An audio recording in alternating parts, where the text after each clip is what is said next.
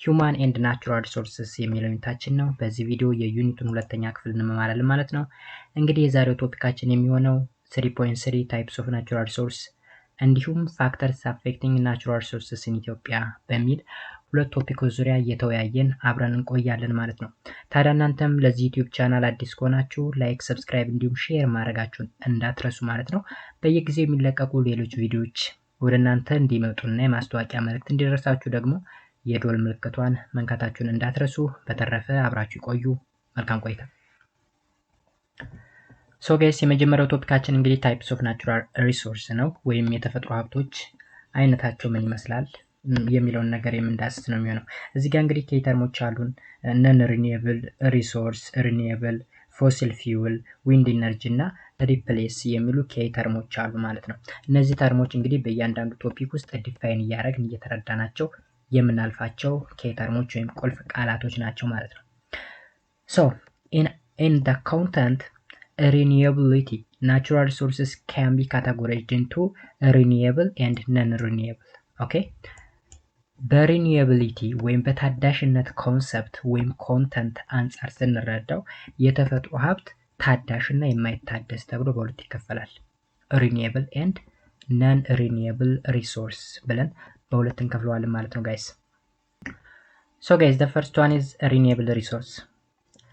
Resources that can be replaced themselves naturally after used are called a renewable resource. እንግዲህ የተፈጥሮ ሀብት ሆነው ራሳቸውን በተፈጥሯዊ ሁኔታ ሪፕሌስ ማድረግ የሚችሉ ወይም መተካት የሚችሉ ሀብቶች ታዳሽ ወይም renewable resource እንላቸዋለን። The renewable resources are replaceable in character since they are able to produce themselves. renewable resource የምንላቸው እንግዲህ መተካት የሚችሉ ራሳቸውን የመተካት ባህሪ ያላቸው፣ ምክንያቱም አብዛኞቹ ሪፕሮዲዩስ ስለሚሆኑ ራሳቸውን ሪፕሮዲዩስ ስለሚያደርጉ ማለት ነው። For instance, forest is a renewable resource. Okay, forest is a renewable resource that can produce a timber and other forest products year after year if it is carefully and scientifically managed. ለምሳሌ ደኖችን ብናይ ታዳሽ የተፈጥሮ ሀብቶች ናቸው። ከነዚህ ደኖች እንግዲህ ቲምበር ወይም ጣውላ ወይም ደግሞ ሌሎች ፎሬስት ፕሮዳክቶችን ማግኘት እንችላለን በየአመቱ ማለት ነው። ነገር ግን በየአመቱ ይህን ነገር ማግኘት የምንችለው carefully and scientifically managed ወይም በትክክል መጠቀም፣ መንከባከብ፣ በአግባቡ መያዝ እስከቻልን ድረስ ብቻ ነው ማለት ነው። ከዛ ውጭ ፎሬስት ሙሉ በሙሉ ይጠፋል። ነገር ግን ሪኒዌብል ወይም ታዳሽ ያልንበት ምክንያት ምንድነው ካል ሪፕሮዲዩስ ስለሚሆኑ ነው፣ ስለሚራቡ ነው። እጽዋት በባህሪው ይራባል። በዛ ምክንያት ታዳሽ ልንለው ይችላል ማለት ነው። ከታዳሽ የተፈጥሮ ሀብቶች መካከል እንግዲህ ኤር አለ፣ ዋተር አለ፣ ሰንላይት አለ፣ ዊንድ አለ፣ ፎሬስት አለ። እነዚህ ነገሮች በሙሉ በትክክል ኬርፉሊ ኤንድ ሳይንቲፊካሊ ማኔጅድ የምናደርጋቸው ከሆነ ይታደሳሉ ማለት ነው። ኦኬ አዘርዋይስ ሊታደሱ አይችሉም። ለምሳሌ አየርን በትክክል ካልተጠቀምነው ይበከላል። ውሃን በተመሳሳይ ሰንላይትም ቢሆን ኤንቫይሮንመንቱን በትክክል ማንይዘው ከሆነ ሃይ የሆነ የፀሐይ ጉልበት ወደ ምድራችን ይመጣና ሙሉ በሙሉ ሊያጠፋን ይችላል። ዊንድም ፎሬስትም በተመሳሳይ ማለት ነው ጋይስ። The second one is non-renewable resource. ሊታደስ የማይችል የተፈጥሮ ሀብት. Resources that exist in a limited supply and cannot be replaced if they are used once are called non-renewable resource. የተፈጥሮ ሀብት ሆኖ በተገደበ መጠን ወይም በተገደበ አቅርቦት የቀረበ እና ራሱን መተካት የማይችል ኦኬ አንድ ከተጠቀምነው በኋላ ራሱን ሊተካ የማይችል ሀብት ከሆነ that resource is said to be non-renewable resource. ሊታደስ የማይችል የተፈጥሮ ሀብት እንለዋለን። These resources are generally non-replaceable in character. ሊተኩ አይችሉም። ኦኬ ራሳቸውን ሊተኩ አይችሉም። ለምሳሌ ፔትሮሊየም መውሰድ ይቻላል። ፔትሮሊየም ኦይል፣ ናቹራል ጋዝ፣ ኮል፣ ፎሲል ፊውል እነዚህ ነገሮች እንግዲህ በሊሚትድ ሰፕላይ ነው ያሉት በምድራችን ላይ። ሶ አንዴ ከተጠቀምናቸው በኋላ ኢን ሚሊየን ይር ከፈጁ በኋላ ነው ሊተኩ የሚችሉት። ለምሳሌ ፔትሮሊየም ወይም ናቹራል ጋዝ ማለት ሊቪንግ ቲንግ ኢን ሚሊየን ይርስ ወይም ከ1 ሚሊዮን ዓመት በኋላ በስብሰው የሚገኙ ናቸው።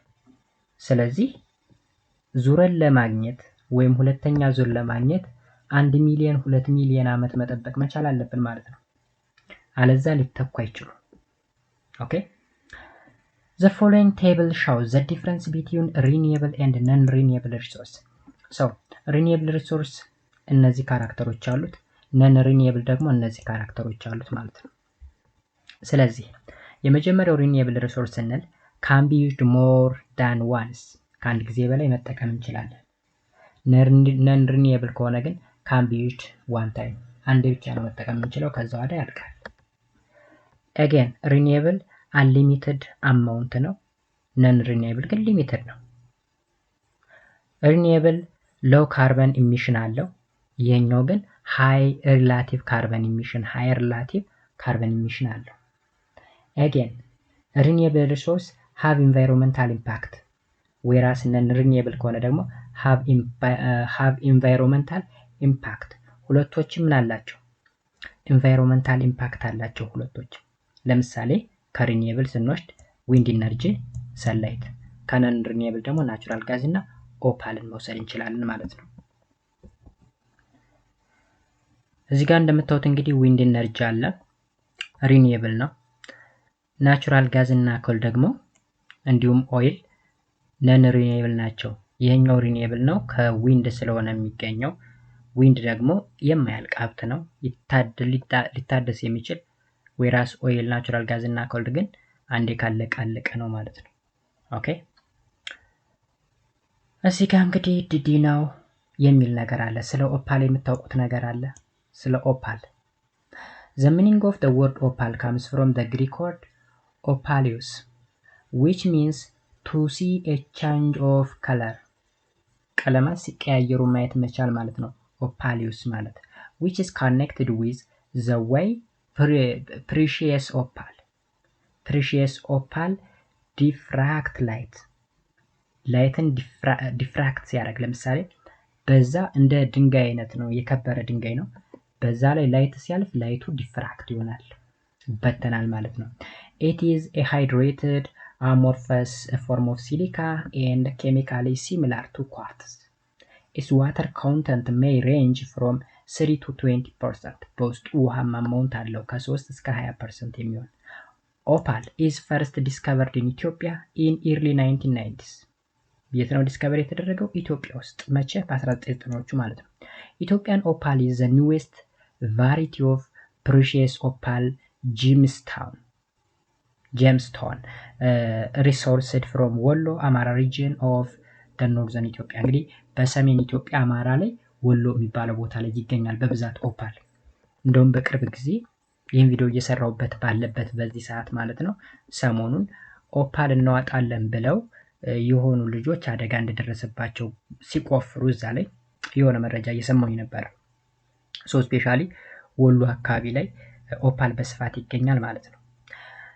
What rock is opal found in? ምን አይነት አለት ውስጥ ነው ኦፓል ሊገኝ የሚችለው? Because of its amorphous character, it is deposited at a relatively low temperature and may occur in a fissures of almost any kind of rock, being most commonly found with limestone, sandstone, rhyolite, marl and basalt. እንደነዚህ አይነት አለቶች ላይ ኦፓል ልናገኘው እንችላለን አብሮ ማለት ነው። It's economically valuable and one of the main export mineral resources now in Ethiopia. ኢትዮጵያ ውስጥ እንግዲህ በዋናነት ኤክስፖርት ከሚደረጉ ሪሶርሶች ቀዳሚ ነው። በጣም ውድ የሚባል ነው። ጀስት ላይክ እንደ አልማዝ፣ ወርቅ ምናምን ማለት ነው። ኦኬ ስለዚህ ኦፓል ይሄን ነው የሚመስለው። ሌላው consequence of the depletion of non-renewable natural resource ሊታደሱ የማይችሉ የተፈጥሮ ሀብቶችን ከልክ በላይ መጠቀም ወይም ዲፕሌት ማድረግ መበዝበዝ ሊያመጣ የሚችለው ተጽዕኖ ምንድን ነው? The depletion of natural resources occur when resources are consumed at a faster rate than that of replacement. እንግዲህ depletion of natural resource ማለት የሆነን ሪሶርስ ይተካል ተብሎ ከሚጠበቅበት ታይም ቀደም ብሎ መጠቀም ወይም ተጠቅሞ መጨረስ that is depletion ይባላል። Natural resources are those resources that are in existence without human action and they can either renewable or non-renewable። የተፈጥሮ ሀብት ስንል እንግዲህ የሰው ልጅ ኢንቮልቭ ያላደረገበት በተፈጥሮ የሚገኙ ሊታደሱ ወይም ላይታደሱ የሚችሉ ሀብቶች ናቸው። A resource that is a rare on earth due to the depletion has a higher value than natural resource which is in abundance. እዩ a resource that is rare ማለት በትንሽዬ መጠን ማለት ነው። rare on the earth due to depletion has a higher value than natural resource available in abundance. በብዛት ከሚገኙ ሪሶርሶች ይልቅ በትንሽዬ መጠን የሚገኙ ሪሶርሶች ትልቅ ቫልዩ አላቸው። ለምሳሌ ወርቅን ውሰዱ። ወርቅ ልክ እንደሌላው ብረት ተራ ብረት ነው። ነገር ግን ውድ ሊያደርገው የቻለው ነገር ምንድነው ካል ሬር ስለሆነ በትንሽዬ መጠን ስለሚገኝ ነው እንጂ ከኖርማል ሜታል ከሌላው ለምሳሌ ካይረን ከስቲል ከአልሙኒየም ከኮፐር የተለየ ነገር የለውም። ብረት ነው። ነገር ግን ኢን ስሞል አማውንት ስለሚገኝ ውድ ሊሆን ይችላል ማለት ነው። Due to the increasing global population, the level of natural resource degradation is also increasing. በዓለማችን ላይ ከፍተኛ የሆነ ህዝብ ብዛት እየጨመረ ስለሆነ የተፈጥሮ ሀብት ብዝበዛውን በዛው ልክ አብሮ እየጨመረ ነው። Some of the consequences of the depletion of non-renewable natural resources are air, water pollution, damage of public health, wildlife, habitat loss, water use, land use, and global warming emission. እነዚህ በሙሉ ምንድናቸው? ኮንሲኩዌንስ ናቸው። ነን ሪኒዌብል ሪሶርሶችን በአግባቡ አለመጠቀም ከሚያመጡ ችግሮች መካከል የውሃና የአየር ብክለት፣ ዳሜጅ ኦፍ ፐብሊክ ሄልዝ ማለት የህዝብን ጤና ማጣት፣ ዋይልድ ላይፍ እና መኖሪያቸው ወይም የዱር አራዊት ልንለው እንችላለን፣ እጽዋቶች ሊሆኑ ይችላሉ። እንዲሁም መኖሪያቸው ሎዝ መሆን፣ ውሃ አጠቃቀም፣ የመሬት አጠቃቀም፣ የዓለም ሙቀት መጨመር፣ እነዚህ ነገሮች በሙሉ ኮንሲኩዌንስ ናቸው። ኦኬ የተፈጥሮ ሀብትን በትክክል ካለመጠቀም የሚመጡ ውጤቶች ናቸው ማለት ነው። ኔክስት እና ሁለተኛው ቶፒካችን ደግሞ ፋክተርስ አፌክቲንግ ናቹራል ሪሶርስስ ኢን ኢትዮጵያ። የተፈጥሮ ሀብትን አፌክት ሊያደርጉ ወይም ተጽዕኖ ሊፈጥሩ የሚችሉ ፋክተሮች ወይም ተጽዕኖ ፈጣሪዎች ምን ናቸው? ስፔሻሊ ኢን አወር ካንትሪ ኢትዮጵያ። እዚህ ጋር እንግዲህ የተዘረዘሩ ማት ኬተርሞች አሉን። አግሪካልቸር፣ ዲፎሬስቴሽን፣ ናቹራል ሪሶርስ፣ አርባናይዜሽን፣ ፋርምላንድ፣ ፎሬስት፣ ዋይልድ ላይፍ፣ ኦቨርግራይዚንግ፣ ፖፑሌሽን ፕሬዠር፣ ሪሳትልመንት የሚሉ የተለያዩ ቁልፍ ቃላቶች አሉ።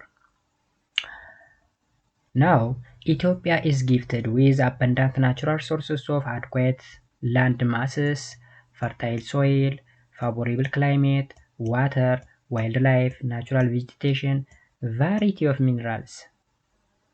እንግዲህ እንደመታደል ሆኖ ሀገራችን ኢትዮጵያ በተፈጥሮ ሀብት የታደለች ነች።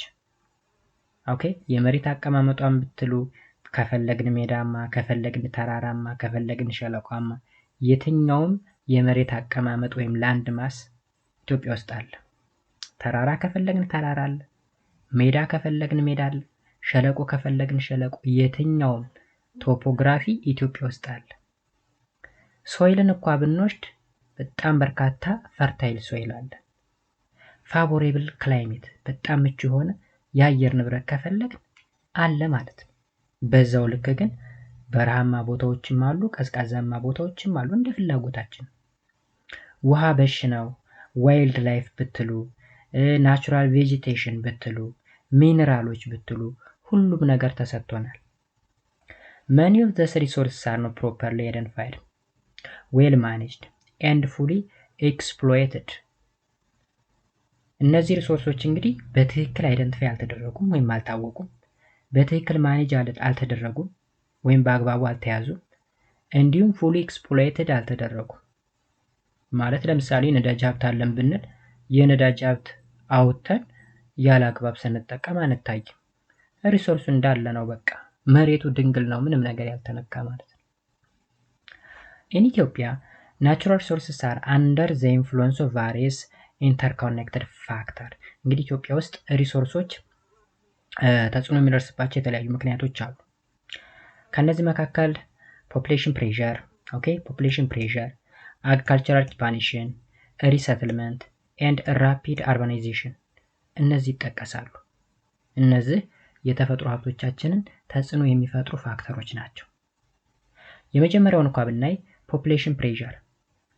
ፖፑሌሽን is a vital resource of any country and the most important means for development. ህዝብ እንግዲህ ማለት አንድ ሀገር ውስጥ በጣም ወሳኝ የሚባል ሀብት ህዝብ ነው።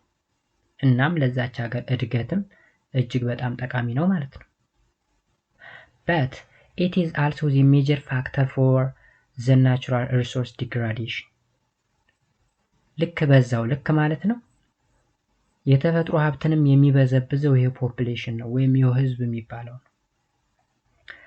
Rising number of population leads to the enormous production of waste, increased pressure on urban land, loss of biodiversity, pollution of air and water. የህዝብ ብዛት በአንድ አካባቢ በከፍተኛ ሁኔታ ጨመረ ማለት የተለያዩ ዌስት ፕሮዳክቶች እንዲበዙ ወይም እንዲመነጩ ያደርጋል። ከዛ በተጨማሪ የእርሻ መሬት እንዲስፋፋ ይሆናል። ያ ማለት እጽዋቶች እንዲጨፈጨፉ ይሆናል ማለት ነው። የእርሻ መሬት በተስፋፋ ቁጥር ሎስ ኦፍ ባዮዳይቨርሲቲ፣ ያ ማለት ባዮዳይቨርሲቲ ስንል ሊቪንግ ቲንጎች ማለት ነው። ፕላንቶች፣ አኒማልስ ይጠፋሉ፣ ይሰደዳሉ። እንዲሁም የአየርና የውሃ ብክለትም ሶርስ ነው ማለት ነው ፖፑሌሽን። ፖፑሌሽን ፕሬሸር ሪዛልትስ ኢን ሎስ ኦፍ ሶይል ፈርቲሊቲ፣ low vegetation cover, unsustainable farming practice, overgrazing, migration of wildlife። አይታችኋል። የህዝብ ግፊት ስንል ወይም ከፍተኛ የሆነ ህዝብ ሲኖር በአንድ አካባቢ አንደኛ የአፈር ፈርቲሊቲ ይቀንሳል። ለምን ካል እጽዋቶች ስለሚጨፈጨፉ አፈሩ ስለሚሸረሸር። low vegetation cover ወይም የእጽዋት ከቨሩ ይቀንሳል። የእጽዋት ከቨር ቀነሰ ማለት የአፈር ፈርቲሊቲ ወይም ለምነት ይቀንሳል እንደማለት ነው። ባድ የሆነ የአስተራረስ ዘይቤ መከተል፣ ከልክ በላይ ማስጋጥ፣ የዱር እንስሳቶችና ሌሎች እንዲሰደዱ ማድረግ፣ እነዚህ ከልክ በላይ የህዝብ መጠን ሲኖር የሚመጡ ተጽዕኖዎች ናቸው። The process ends with amplified environmental consequences such as እንግዲህ እንደዚህ አይነት ነገር የሚከሰት ከሆነ ሊመጣ የሚችለውን ተጽዕኖ ይዩት። አንደኛ ዲክላይን ኦፍ ባዮዳይቨርሲቲ። ስለዚህ ከነዚህ ኢንቫይሮንመንታል ኮንሲኩዌንሶች መካከል ዲክላይን ኦፍ ባዮዳይቨርሲቲ ብለናል። ዲክላይን ኦፍ ባዮዳይቨርሲቲ ማለት እንግዲህ የብዝሃ ህይወት መቀነስ፣ የፕላንትስ የአኒማልስ የነዚህ መጠን መቀነስ። ዋተር ኳሊቲ ዲቶሪሬሽን፣ የውሃው ጥራት ይቀንሳል፣ ውሃ ይበከላል ማለት ነው ባጭሩ። ኢምባላንስ ኢኮሲስተም ሰርቪስ፣ ኢኮሲስተም ማለት ጀስት ኢኮሎጂው ጋራ ወይም ሊቪንግ እና ነን ሊቪንግ ቲንግ ኢንተራክሽኑ በከፍተኛ ሁኔታ ዲክላይን ያደርጋል ወይም ኢምባላንስ ይሆናል፣ ያልተመጣጠነ ይሆናል።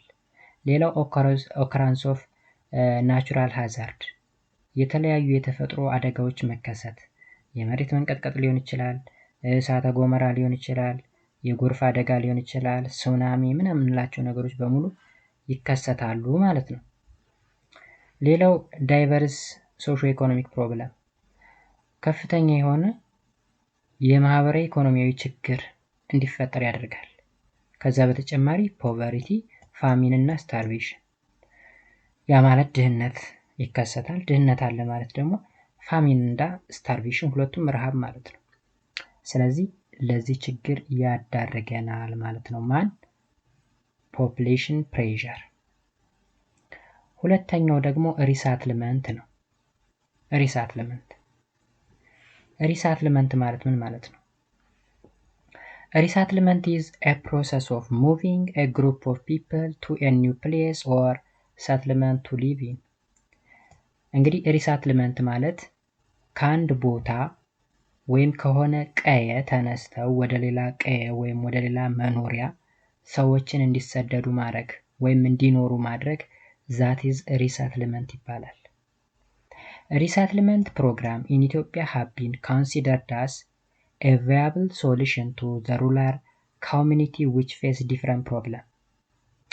Resettlement ማለት እንግዲህ ወይም ሰፈራ እንበለው ከአንድ ቦታ አስነስቶ ሌላ ቦታ እንዲኖሩ ማድረግ እንደ ሶሉሽን ተደርጎ ይቆጠራል። ስፔሻሊ ገጠሩ አካባቢ የተለያዩ ችግሮች የገጠሟቸው ማህበረሰቦች ሲኖሩ ስፔሻሊ የሚኖሩበት አካባቢ በጎርፍ በተደጋጋሚ የሚመታ ከሆነ የአፈሩ ለምነት ዝቅተኛ ከሆነ ለመኖር ምቹ ካልሆነ የህዝብ ብዛት እዛ አካባቢ የሚበዛ ከሆነ ከዛ አካባቢ ሰዎችን አንስቶ ሌላ ሰው የማይኖርበት አካባቢ ላይ እንዲኖሩ የማድረግ ስራ that is resettlement እንለዋለን። However, it causes a significant impact on natural resources of the environment, especially at the destination area. ነገር ግን ይህን ስራ መስራት ኤንቫይሮንመንቱ ላይ ከፍተኛ የሆነ ችግር ይደርሳል። ስፔሻሊ ናቹራል ሪሶርሶች ላይ የትኛው ቦታ ላይ ካል ዴስቲኔሽን ኤሪያ ወይም ሄደው ሪሳትል ያደረጉበት ቦታ ላይ ማለት ነው። The main objective of Ethiopian government resettlement program was to support household get access to productive farmland and achieve food self-sufficiency.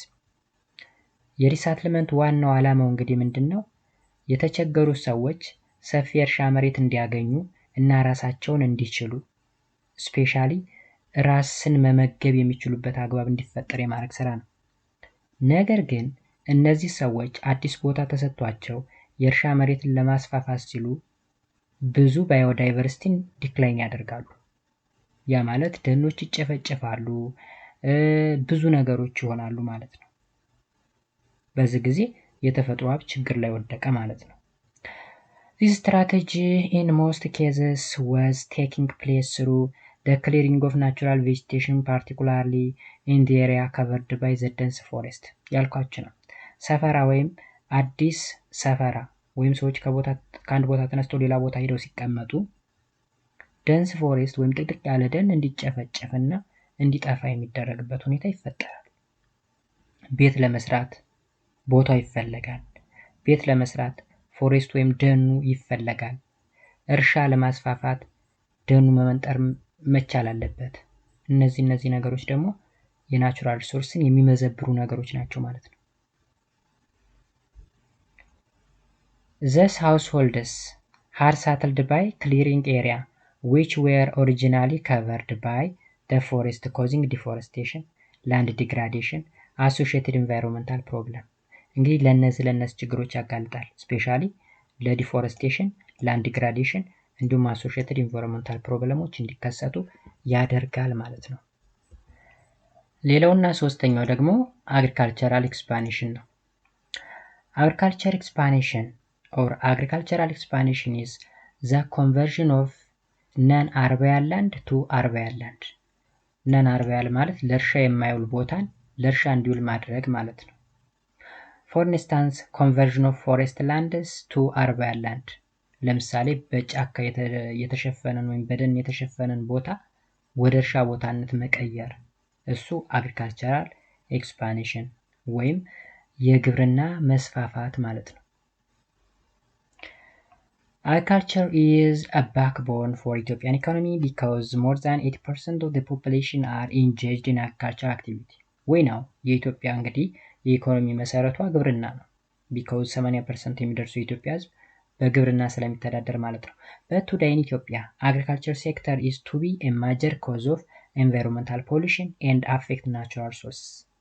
ነገር ግን በአሁኑ ሰዓት ኢትዮጵያ ውስጥ የአግሪካልቸራሉ ሴክተር ወይም ክፍል ከፍተኛ የሆነ ኢንቫይሮንመንታል ፖሊሽን ወይም አካባቢያዊ ብክለት እና የተፈጥሮ ሀብት ላይ ተጽዕኖ የሚፈጥር ድርጊት እየሆነ መጥቷል።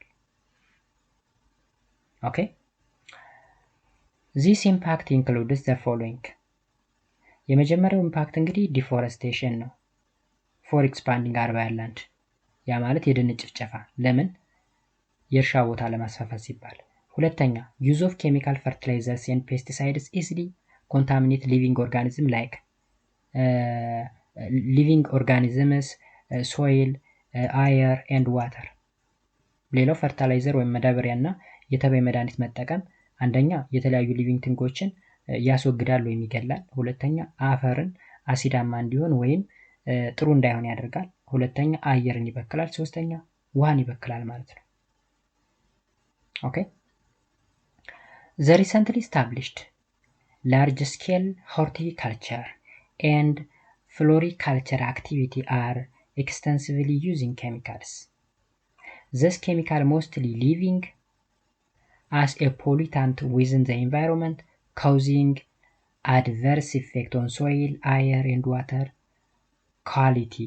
በአጭሩ የተለያዩ ኬሚካሎችን ለግብርና በተጠቀምን ቁጥር የነዛ ኬሚካሎች የኬሚካሎች ውጤት አንደኛ አየሩን ይበክለዋል፣ ሁለተኛ ውሃውን ይበክለዋል፣ ሶስተኛ አፈሩን ይበክለዋል። ይህ ደግሞ ናቹራል ሪሶርስ ላይ ከፍተኛ የሆነ ተጽዕኖ እያደረሰ ነው ማለት ነው። አራተኛ እና የመጨረሻው ነው ራፒድ አርባናይዜሽን ወይም በጣም ፈጣን የሆነ የከተማ መስፋፋት ማለት ነው። ራፒድ አርባናይዜሽን is a process of population shift from rural to urban or an increased number of people living in a town city. አርባናይዜሽን ማለት እንግዲህ ሂደት ነው። ያ ማለት ህዝቡ ከገጠር ወደ ከተማ የሚያደርገው እንቅስቃሴ ነው ወይም ሽፍት ማድረግ። ገጠር አካባቢ የሚኖሩ ሰዎች ቦታቸውን ወደ ከተሜነት የማስፋፋት ስራ ወይም ሰዎች በከተማ ውስጥ የሚኖሩ ሰዎች ቁጥር እየጨመረ መምጣት that is urbanization እንለዋለን። Nowadays in different places of Ethiopia the rate of urbanization is growing very fast. በአሁኑ ሰዓት እንግዲህ ኢትዮጵያ ላይ የምታስተውሉት ከሆነ የከተማ መስፋፋት ሬቱ በከፍተኛ ሁኔታ እያደገ ነው። People in many rural areas have been migrating towards urban center in search of better livelihood, job opportunity, education and other services. እንግዲህ ኢትዮጵያ ውስጥ አስተውላችሁት ሆነ በጣም በርካታ ገጠር አካባቢ የሚኖሩ ሰዎች ወደ ከተማ ማይግሬት እያደረጉ ወይም የተሰደዱ ነው። የሚሆንበት ምክንያት የተሻለ ኑሮ ለመኖር፣ የተሻለ የስራ እድል ለማግኘት፣ ለመማር እና ሌሎች ሰርቪሶችን ለማግኘት ሲሉ ነው። This leads to ample land and rapid expansion of a small city and creating a huge pressure on natural resources. ይሄ ደግሞ ወደ ምን እንዲሄድ ያደርገዋል? ከእቅድ ውጭ ሆነ የከተማ መስፋፋት። ኦኬ ከዛ በተጨማሪ ሂውጅ የሆነ ፖፑሌሽን ፕሬሸር እንዲኖር እማን ላይ? ናቹራል ሪሶርስ ላይ። land use conversion into a new urban setting, house construction, different infrastructure like education, health and shopping center, parking lots, complex road network, ኢንዱስትሪ ሳይት etc. እነዚህ ነገሮች እንዲስፋፉ ይሆናሉ። እነዚህ ነገሮች በተስፋፉ ቁጥር ግን ከፍተኛ የሆነ ሪሶርስ እየተጠቀምን ነው ማለት ነው። ኦኬ ሪዛልትስ ኤክስቴንሲቭ ዲፎረስቴሽን እንግዲህ ከተማን ባስፋፋን ቁጥር በጣም ሰፊ የሚባል የደን ጭፍጫፎ ያካሄድን ነው ማለት ነው። ኦኬ Generally, rapid urbanization in Ethiopia has always been related to a remarkable environmental problems such as degradation of land, forest, large-scale quarrying, and excavation of sand, gravel, and other building material. ከተሜነትን ባስፋፋን ቁጥር ከተማን ለማስፋፋት የምንገለገልባቸው ቁሶችን በከፍተኛ ሁኔታ እንጠቀማለን። እነዚህ ቁሶች ከየትም የመጡ አይደሉም፣ ከተፈጥሮ ሀብት የመጡ ናቸው። ስለዚህ የተፈጥሮ ሀብትን ከልክ በላይ መጠቀማችን አደጋ ይኖረዋል እንደማለት ነው። ኦኬ ሌላውን የመጨረሻው ፖይንት ሜቶድ ኦፍ ኮንዘርቪንግ ናቹራል ሪሶርስ፣ የተፈጥሮ ሀብቶችን ኮንዘርቭ የምናደርግበት ወይም የምንጠብቅባቸው ሜቶዶች ምን ናቸው? The Ethiopian government have taken several steps to address these problems like tree planting program, launching soil and water conservation campaign. ኦኬ እነዚህ ነገሮች እንግዲህ የተፈጥሮ ሀብትን የምንጠብቅባቸው መንገዶች ሆነው መንግስት እየወሰደ ያላቸው እርምጃዎች ናቸው። ማለት የዛፍ መትከል ፕሮግራም ወይም እጽዋት የመትከል ፕሮግራም መንደፍ፣ ሶይል እና ዋተር ኮንዘርቬሽን ካምፔን ወይም ምንድነው የሚባለው? ካምፔን ማለት ዘመቻ ማለት ነው። አፈርን እና ውሃን የመጠበቅ ዘመቻ መስራት። The major method of conserving natural resources include agroforestry ወይም ደኖችን መትከል፣ ሶሻል ፎረስተሪ፣ ኦኬ፣ አግሮ ሶሻል፣ እንዲሁም አፕላይ አፕዋርድ ግሮዊንግ ኦፍ አርባን ሴንተር። አፕዋርድ ግሮ ኦፍ አርባን ሴንተር ስንል ጀስት ለምሳሌ በጣም በርካታ ቦታን በመጠቀም ቤቶችን ከመስራት ይልቅ ወደ ላይ ቨርቲካል ወደሆነ ወይም ፎቆችን እያስፋፉ መሄድ። ለምሳሌ 10 ሰዎች 10 ቤት ከሚሰሩ ይልቅ አንድ ህንፃ ሰርተው እስከ 10ኛ ፎቅ የመስራት አካሄድ ቢሄዱ የተፈጥሮ ሀብትን መጠበቅ ይቻላል አይነት ሀሳብ ነው ማለት ነው ይሄ ነገር። ኦኬ፣ ስለዚህ ጋይስ አጠቃላይ ዩኒቱ ይህን ይመስላል ማለት ነው። በሚቀጥለው እንግዲህ ዩኒት 4 ላይ ነው የምንገናኘው። ዩኒት 4 ምንድነው የሚለው which is about ancient civilizations and medieval history of the world የሚል ቶፒክ ይኖረናል ማለት ነው። በዚህ ቶፒክ ዙሪያ እስከምንገናኝ ድረስ በያላችሁበት ሰላማችሁ ብዝት ይበል። በተረፈ ይህንን ቻናል ሰብስክራይብ በማድረግ ቤተሰብ ሁኑላችሁ ፈልጋለሁ። በያላችሁበት ሰላማችሁ ይብዛ። መልካም ጊዜ። ባይ ባይ።